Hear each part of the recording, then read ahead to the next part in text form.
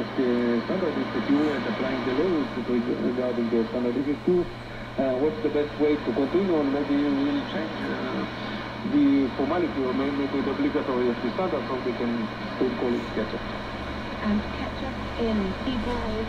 In Hebrew, no, in Hebrew it's ketchup as well, so it's not, now they can't call it ketchup in Hebrew, it's called tomato sauce in Hebrew. So long and the short of it is, in fact, ketchup could return on the bottles in a short time. I believe that's what will happen, but still we don't think anyway that eating too much ketchup on football is something good to do, so we customer issue of health, but because we get enough. What's wrong with ketchup? It contains a lot of sugar and a lot of salt, so it's a lot of sodium.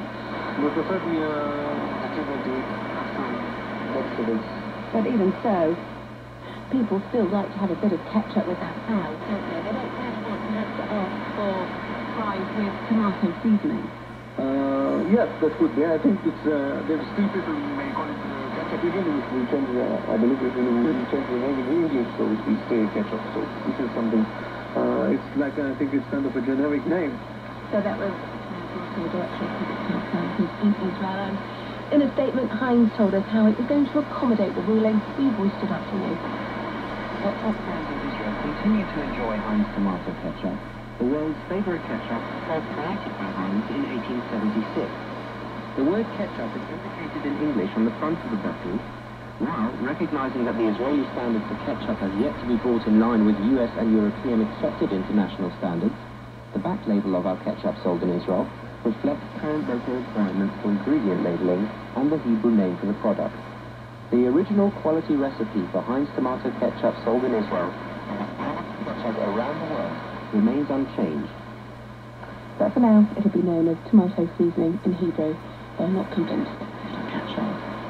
Now, Ealing is a London suburb with a particular claim to fame. The film studios located there. Today, Ealing Studios are a thriving facility for hire, but their most celebrated era ended 60 years ago this summer. It was the end of a long span of classics such as Kind Hearts and Corettes and The Lady Killers. Very British comedies which nonetheless found an international market. But if Ealing films are long gone, does their somewhat frugal spirit live on? Answer us in Vincent Dowd report. This is the tank bar, which is approximately 20 foot by 30 foot, basically a concrete pit. Ealing Studios is no longer its own production house. That ended in 1955. But to take a tour of those still busy buildings with the man in charge, Gary Stone, is to find echoes of decades of filmmaking. A huge chunk of the history of the British movie industry has happened between these walls. Lady Killers, 1955, Man in the Hood, 1951, Man in the White Suit, for example, 1951, Kind Hearts and Coronets, 1949. The widow of their cousin, the man was killed.